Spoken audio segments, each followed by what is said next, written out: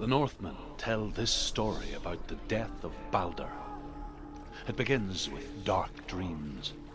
Night after night, Balder dreams of his own death, and the gods fear for his life.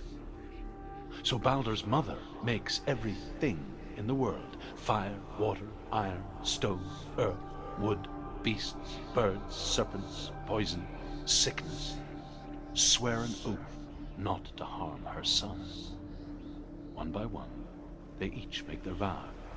Neither weapons nor wood will injure him, Balder's mother boasts. Only Loki, father of Hela, the mistress of death, is not amused.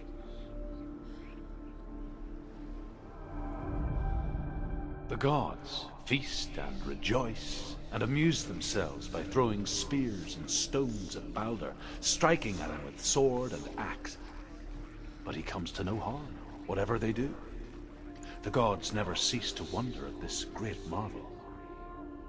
But Loki shapes himself into a woman and asks Balder's mother, "Is it really true that all things promise to keep him safe?" "I did not ask the mistletoe," Balder's mother confesses. "I thought it was too young." Oh dear. Loki makes a dart out of mistletoe and goes to the gods as they throw things at Balder. The blind god, Huth, was there. Loki asks him why he wasn't taking part. Huth says, "I cannot see where Balder stands, and even if I could see him, I have no weapon." Loki replies, "Here is a wand. I will tell you where he stands." And Huth throws the mistletoe at Balder. It pierces through him, and to everyone's horror, Balder is killed. And for this, Huth is slain. "You are guilty." The Northmen tell how the gods mourned Balder. His body was to be burnt on his ship, but they could not manage to push it into the sea, and sent for a giantess to do it. She comes riding a wolf and has vipers for her reins. She pushes Balder's ship into the sea with such force that the ground shakes and the rollers burst into flames. When Balder's wife sees his body carried onto the ship, her heart bursts with grief, and she dies. She's put next to her husband, and the pyre is lit, sending the dead to hell. But even so, the gods cannot accept his death.